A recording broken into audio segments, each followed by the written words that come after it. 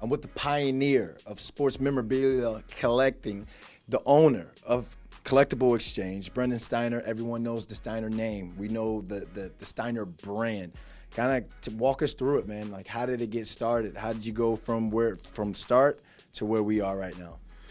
Well, it's amazing. I think anytime you want to start something, it's not easy. And, you know, having built and grown a great company at Steiner, to slide over and start a new company, a lot of people think I'm crazy, but CollectibleXchange is even a better platform, because it's a platform for the people.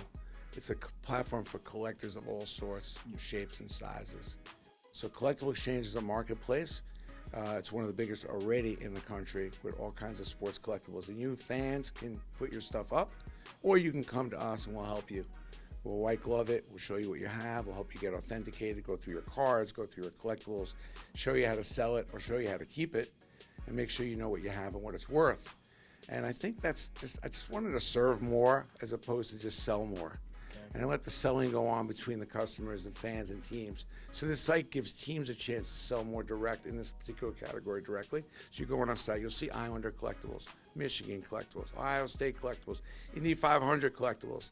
And you're buying from them themselves, and then there's 80 athletes you're buying from directly. Mariano Rivera, Mark Messi, you buy right from their locker. Oswaldo Cabrera, I mean, it goes on and on.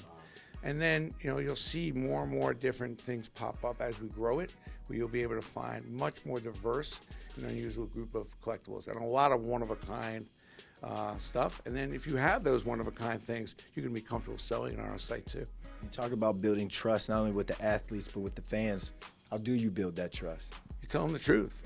One of the things I've always done, and I always say the brilliance is always in the obvious and in the simple stuff, is I've always would go out throughout the years and explain how this stuff worked. It doesn't always benefit me. It may benefit other companies, but this is why it's real. This is why it has value. This is why it doesn't have value. This is not a good idea. This is why NFTs don't work right now. Stay away from it, even though people wanted me to go out with NFTs. And I think the most important thing, especially with New Yorkers, tell them the truth, be upfront, even if it doesn't benefit you. That's how you build trust with New Yorkers, because they're smart. They want to know the deal, and I felt like I've always given it to them throughout the years, and now I'm 35 years into it, so it's paid off pretty good.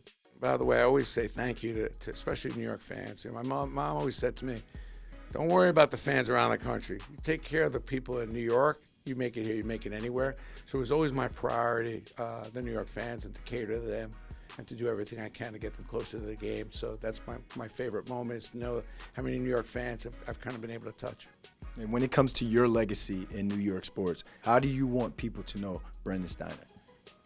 I just, you know, I'm a Brooklyn guy. I'm a New Yorker, so everything's New York. You know, when you grow up in New York, you realize nothing matters outside of New York. At least that's what they told you. Yeah.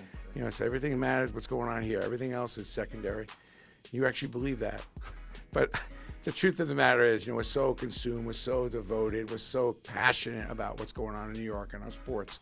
And to be able to deliver some of that to the fans and bring them closer has been the dream. Doing all this stuff that all me and my friends in Brooklyn wanted to do when we were 10, and then delivering it to so many 10-year-olds, from dirt to grass to autographs to game-used gloves. And I know that's something that when you're a kid, you get a game-used Derek Jeter batting glove or a football used in a game.